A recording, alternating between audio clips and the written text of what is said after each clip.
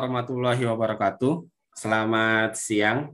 Hari ini hari Jumat, hari yang penuh berkah.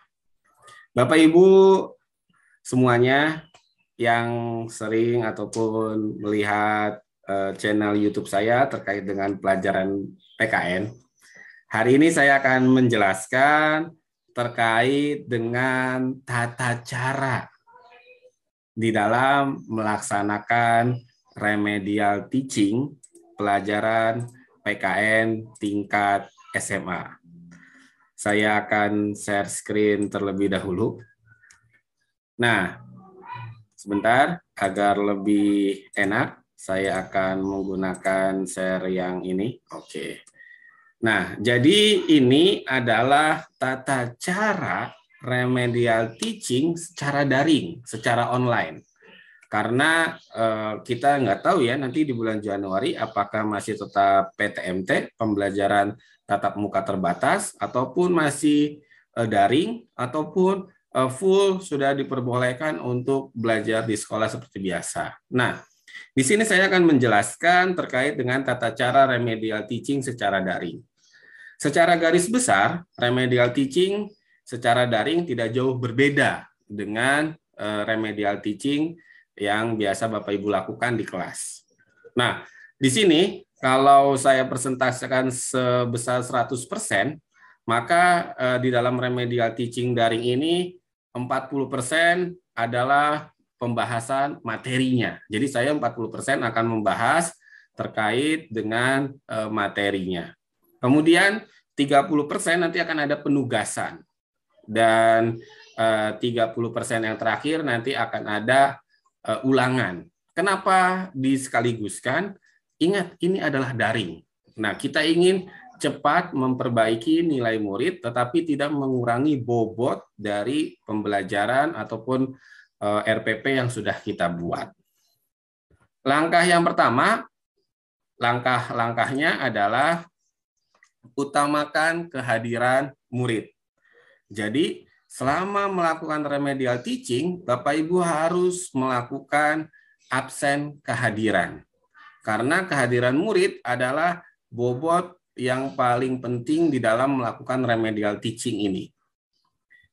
Biasanya saya sih selalu melakukan absen. Jadi di awal itu akan saya jembreng atau akan saya jelaskan terkait dengan nilai mereka yang kurang. Kemudian nanti akan saya absen. Yang kedua adalah remedial teaching itu tidak seluruh KD.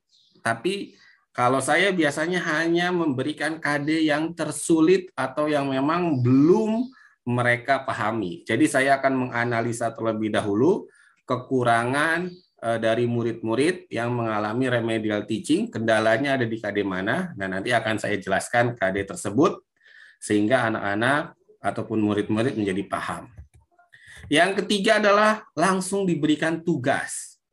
Biasanya tugasnya itu kalau saya akan saya tayangkan di slide, kemudian murid-murid akan mengerjakan, nanti jawabannya akan dikirim via WhatsApp ke handphone saya.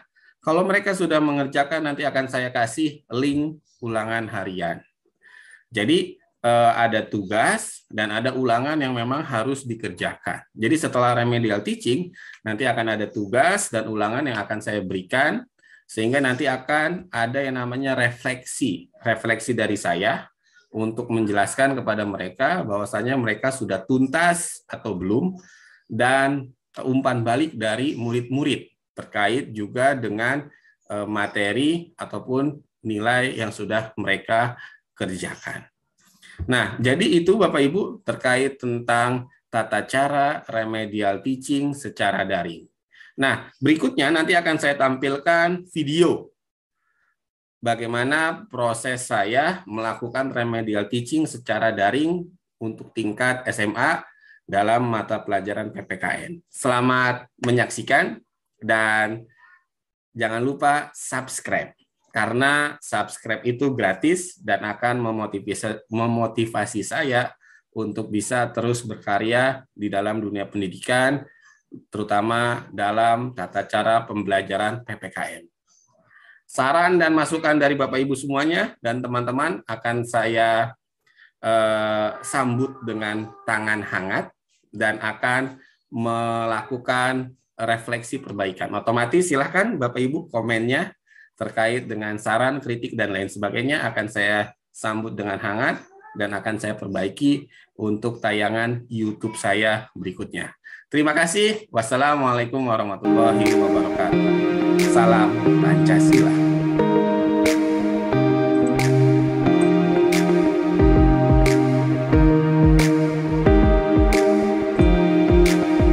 Ya baik, bismillahirrahmanirrahim. Assalamualaikum warahmatullahi wabarakatuh. Gimana suaranya? Ulangi lagi ya. Ulangi lagi. Romeo, kemudian Fikri, ayo wajahnya kasih lihat. Assalamualaikum warahmatullahi wabarakatuh. Waalaikumsalam, Pak. Nah, mantap gitu dong. Bismillahirrahmanirrahim. Rabbi sholli sodri wa yassiri amri wahlul 'uqdatam min lisani yafqahu qawli amma ba'du. Pertama-tama marilah kita panjatkan puja serta puji syukur kehadirat Allah Subhanahu wa taala yang mana berkat rahmatnya kita masih diberikan kesehatan, kita masih diberikan kekuatan untuk bisa melaksanakan SP pelajaran PKN pada siang hari ini. Kemudian salawat dan salam marilah senantiasa kita curahkan pada Nabi besar Muhammad Sallallahu Alaihi Wasallam. Baik anak-anakku semuanya kelas 11 IPA dan IPS, mari kita mulai SP ini dengan sama-sama membaca basmalah. Bismillahirrahmanirrahim. Sebelum dimulai, mari kita berdoa terlebih dahulu. Kita baca surat Al-Fatihah agar kamu semuanya bisa lulus dalam SP PKN ini. Dan kamu semuanya diberikan kesehatan. Ilaha dihiniyah, walikulli niyatin sholihah, Al-Fatihah. A'udzubillahi minasyaitonirrajim. Bismillahirrahmanirrahim. Alhamdulillahirabbil alamin, arrahmanirrahim. Maliki yaumiddin. Iyyaka na'budu wa iyyaka nasta'in. Ihdinas siratal mustaqim. Siratal ladzina an'amta 'alaihim ghairil maghdubi 'alaihim waladdallin. Amin. Oke, yang berikutnya saya absen dulu. Sudah kelihatan Excel-nya? Gilang, Excel-nya udah kelihatan belum? Udah, Pak. Oke, saya absen dulu. Gilang ada? Hadir, Pak. Hadir ya, oke. Kemudian Izat? Hadir, Pak. Izat hadir, oke. Fikri? Hadir, Pak. Fikri hadir. Romeo? Hadir, Pak. Si Romeo hadir ya. Berarti hadir semuanya. Alhamdulillah. Oke. Di pelajaran saya kali ini tidak akan mempersulit kamu. Jadi nanti kita akan ada 3 sesi. Yang pertama nanti akan saya jelaskan. Sesi yang kedua nanti akan ada tugas 5 nomor. Nanti kamu kerjakan, kamu foto kirim ke saya. Kalau sudah kirim ke saya, langsung saya kasih link. Ulangan harian. Ulangannya nggak banyak kok, hanya 20 nomor aja. Pak, nanti kalau nilainya kurang gimana? Nggak apa-apa. Yang penting kamu ada bukti ngerjain tugas dan ada ulangan. Jadi kalau ulangannya betulnya nilainya hanya 50, nggak apa-apa. Yang penting kamu sudah mengerjakan, nanti akan saya tuntaskan di sini. Ya. Jadi kamu kalau nggak ngerjain tugas, berarti nggak dapat link ulangan. Nah, jadi tugasnya harus dikerjakan hari ini dan sekarang juga. 5 nomor doang. Nanti kamu foto, kalau sudah difoto, linknya akan saya kasih. Nanti kamu kerjakan ulangan hariannya. Ya. Jadi di saya nggak akan mempersulit kamu. Saya akan mempermudah, yang penting tugas dan ulangan harian dikerjakan. Oke? Romeo, paham? Paham, Pak. Oke. Aufa, paham nggak? Paham, Pak. Paham ya. Izat, paham? Paham, Pak. Oke, ya saya tidak akan mempersulit kamu. Saya akan mempermudah, yang penting kamu tugasnya dan ulangannya dikerjakan. Nilainya mau berapapun nggak apa-apa. Yang penting kamu mengerjakan. Sehingga nanti ketika ditanya, Pak Isa mana tugasnya? Anak-anak, ataupun mana ulangannya, ini saya sudah punya bukti. Kayak gitu ya. Oke, saya akan melanjutkan. Saya akan share screen dulu. Sebentar, saya share screen dulu.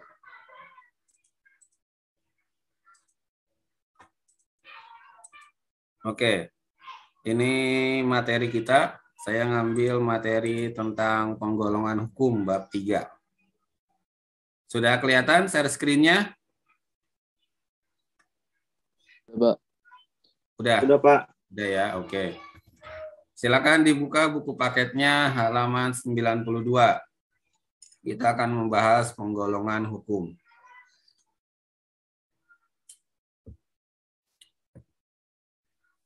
Ya, jadi hukum itu digolongkan atas 4 banyak sekali penggolongan hukum. Nah, yang pertama kita akan membahas tentang hukum menurut sumbernya. Jadi kalau dilihat hukum menurut sumbernya itu ada 4.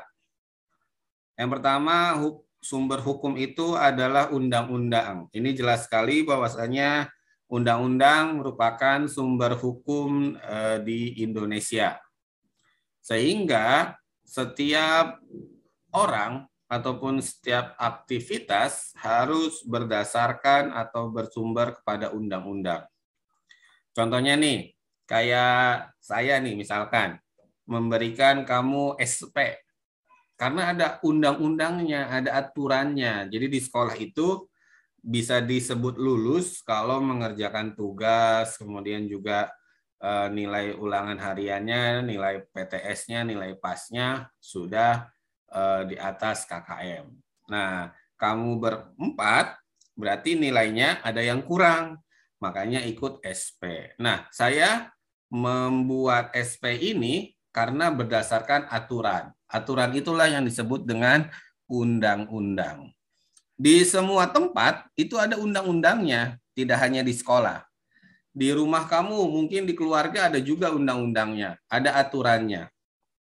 Kemudian di mana negara pun sama ada aturannya. Ataupun misalkan contohnya Gilang, kalau pergi ke daerah asalnya di sana di Maluku ada aturannya, ada hukumnya. Nah, itulah yang menjadi sumber daripada hukum, yaitu undang-undang. Waalaikumsalam. Waalaikumsalam warahmatullahi wabarakatuh. Siapa Mufid, Roger Ded? Gimana? Alhamdulillah hadir semuanya, Pak. Masya Allah, Roger Ded. Iya, aman anak saya nih. Alhamdulillah ada 4 orang hadir semuanya. Gusti Amberkasi, terima kasih. Assalamualaikum. Waalaikumsalam. Nah, kemudian di setiap daerah itu pun ada undang-undang daerahnya sama. Tidak ada di Indonesia yang memang tidak ada undang-undang. Semuanya pasti ada undang-undangnya. Kemudian yang kedua adalah hukum adat dan hukum kebiasaan. Nah, ini pun sama merupakan sumber daripada hukum. Gilang, kamu kemana nih? Wajahnya nggak kelihatan. Nah, gitu. Sip. Di setiap daerah pasti ada adat. Contohnya kalau kamu tinggal di wilayah Jakarta Selatan, itu biasanya masyarakat-masyarakat yang tinggalnya di wilayah Jagakarsa itu mempunyai aturan sendiri. Jadi bagaimana masyarakat Betawi di sana, di wilayah Jagakarsa, itu betul-betul menjaga wilayahnya. Jadi kalau ada anak yang buat rusuh, kayak tawuran ataupun balapan liar, pasti diusir. Makanya kan kamu mungkin kalau di Jakarta pernah ngedengar FBR, Front Betawi Rempuk, ataupun di beberapa daerah ada yang misalkan kayak di Jawa Timur ada Banser. Nah, itu merupakan organisasi yang dibentuk untuk menjaga adat di sebuah daerah. Ataupun kayak di Bali. Kalau kamu pernah ke Bali, di Bali itu ada yang namanya pecalang. Nah, pecalang itu merupakan keamanan yang menjaga hukum adat di wilayah Bali. Jadi kalau ada yang melanggar hukum adat, di sana pasti akan dikenai sanksi.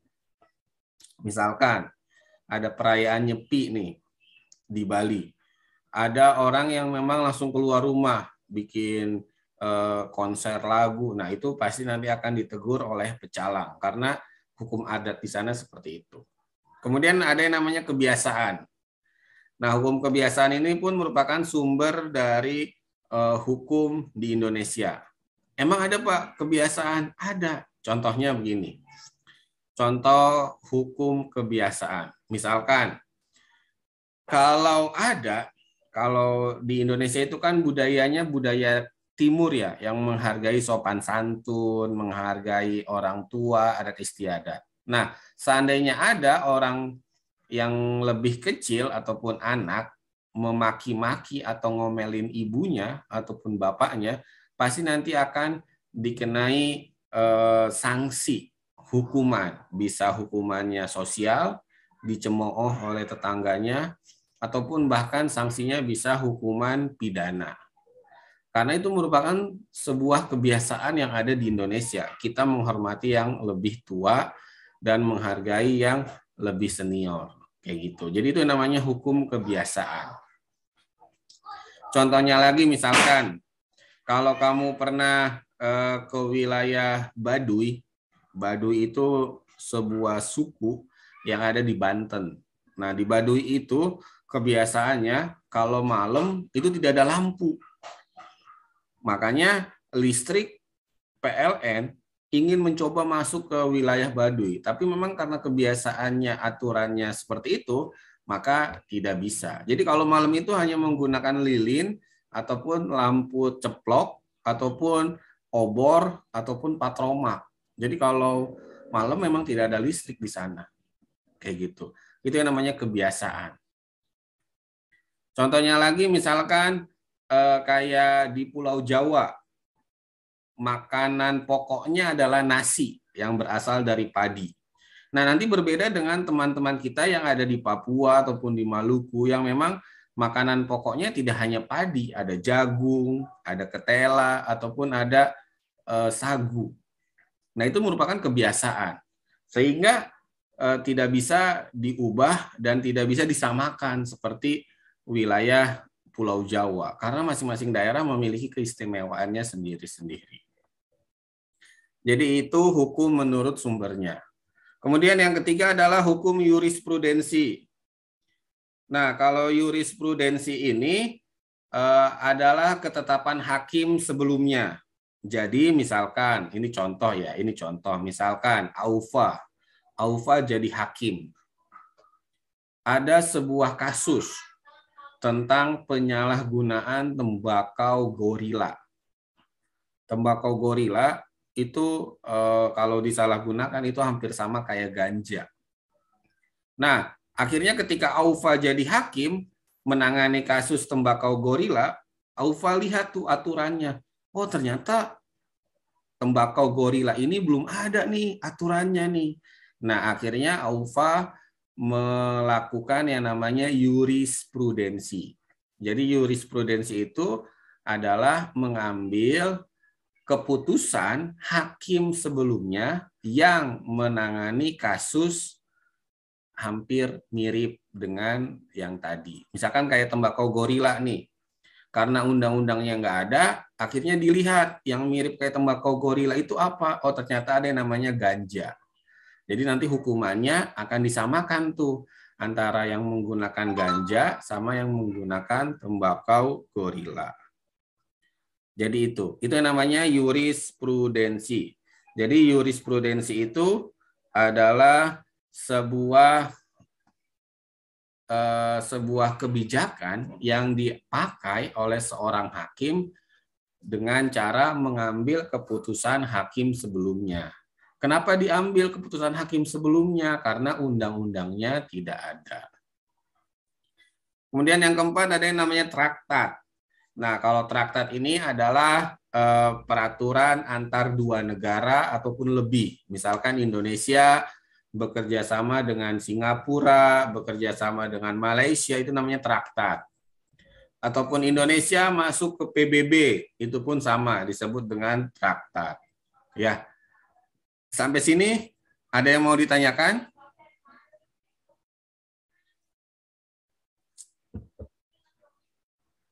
Ada yang mau ditanyakan? Paham nggak sampai sini?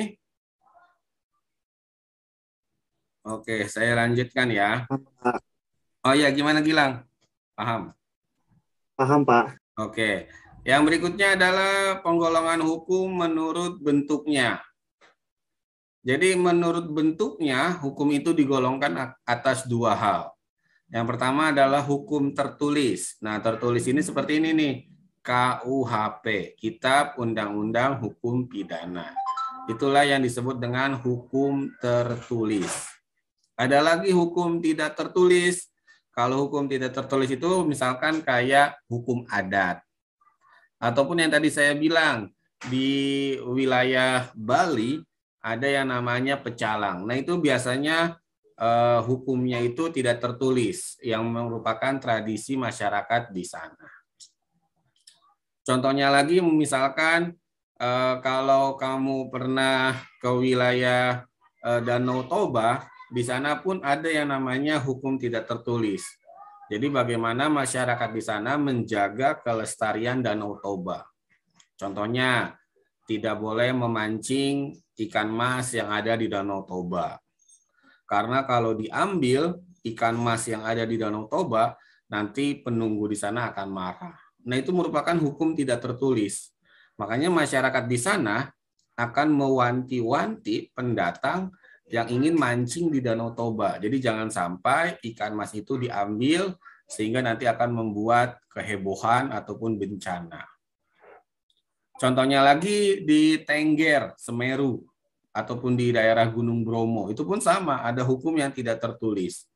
Bagaimana masyarakat di sana menjaga agar tradisi yang ada tetap terjaga sehingga tidak ada yang namanya pelanggaran-pelanggaran. Nah, itu hukum menurut bentuknya.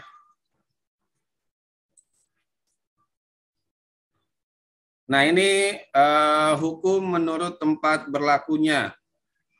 Ada hukum nasional. Jadi hukum nasional itu hukum yang hanya berlaku di nasional saja, di Indonesia saja. Misalkan kayak KUHP, Kitab Undang-Undang Hukum Pidana, itu pun hanya berlaku di Indonesia saja. Jadi kalau misalkan di negara Malaysia, ya hukumnya hukum Malaysia. Misalkan di negara Timur Leste, hukumnya pun hukum Timur Leste, kayak gitu. Jadi hukum menurut tempat berlakunya ada hukum nasional, ada lagi hukum internasional. Hukum internasional itu yang berlaku di semua lini, di semua negara-negara. Contohnya kayak mencuri, kemudian kejahatan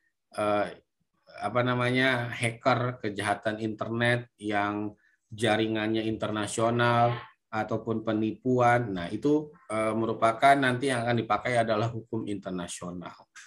Nah, yang ketiga adalah hukum asing. Kalau hukum asing itu hukum yang memang berasal dari luar negeri. Kenapa dipakai? Karena ada orang dari luar negeri yang mendapatkan kasus di Indonesia. Contohnya misalkan ada bule dari Amerika Serikat. Dia melakukan kejahatan di Bali. Akhirnya dideportasi. Dideportasi itu artinya dikembalikan ke negara asalnya. Kayak gitu. Karena memang hukumnya yang berlaku adalah hukum di Amerika Serikat. Karena dia adalah warga negara asing. Sampai sini paham? Ada yang mau ditanyakan? Raden Tri mana nih? Kok lama-kelamaan hilang? Tri, Raden Tri, kamu mau lulus nggak SP-nya? Wajahnya kasih lihat. Raden Tri. Nah, gitu dong. Kasih lihat wajahnya. Wajahnya dikasih lihat. Oke, baik. Kita langsung saja biar ada aktivitasnya, ada kegiatannya. Ini, kita langsung mengerjakan tugas saja.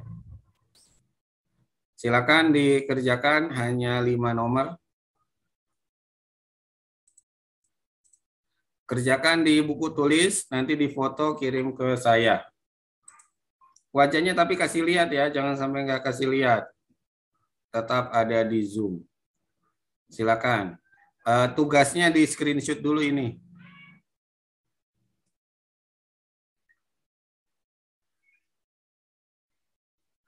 Silakan dikerjakan 5 nomor saja. Kalau sudah difoto, kirim ke saya. Nanti kalau sudah selesai, akan saya kasih link ulangannya.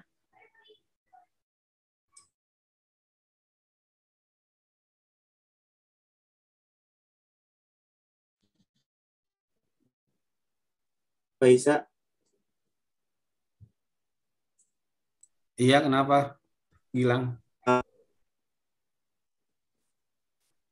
ini nggak usah dijelasin secara rinci-rinci banget kan Pak? Nggak usah ya. Nggak usah terlalu rinci-rinci banget juga. Oke. Oke.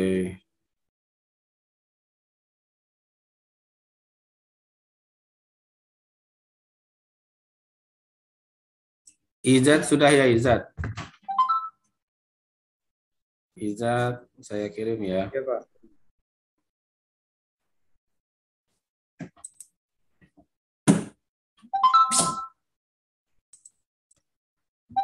Izat ini Izat. Kemudian ini siapa nih? Gilang, Gilang kamu sudah ya? Iya Pak. Nah ini nih Gilang nih, saya kirim nih.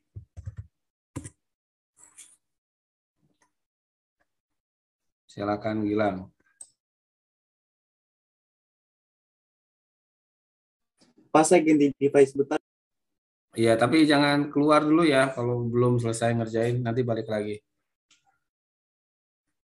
Iya Pak. Oke.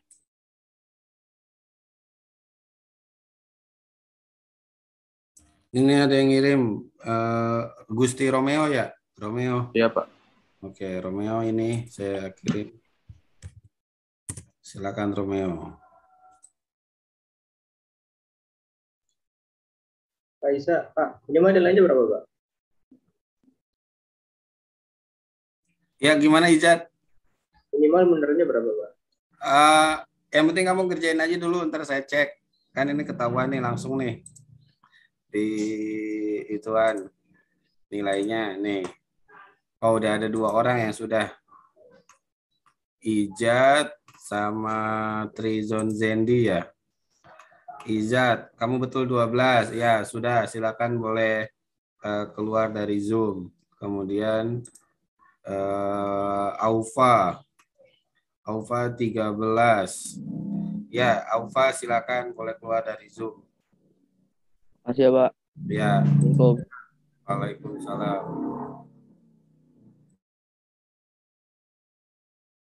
Pak, aku 10 Pak. Iya, Gilang kenapa? Hah? Lang? Aku 10/20. Oh, bentar, saya cek dulu. Aku udah Pak. Udah ya, saya cek dulu. Gilang betul 10 pas kaktil 50 kamu Lang. Pas KM Betulnya cuman Pak. 10. Gini aja deh, Gilang.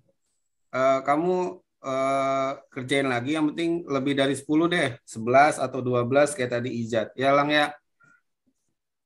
Oh iya Pak, oke. Oke Lang ya, kerjain lagi Lang. Pak, Isa aku udah 13/20 Pak.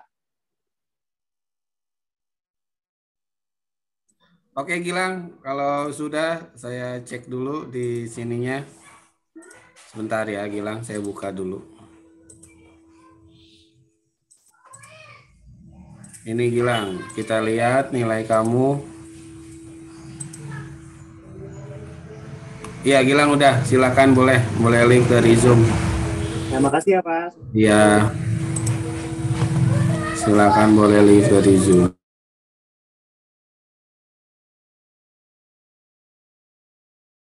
Pas udah ya, Pak. Romeo udah, saya cek dulu ya, bentar ya. Sebentar, saya cek dulu.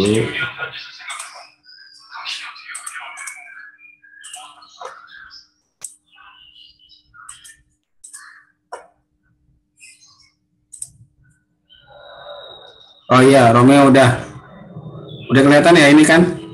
Kamu betulnya 17. Silakan boleh live Romeo. Terima kasih. Waalaikumsalam.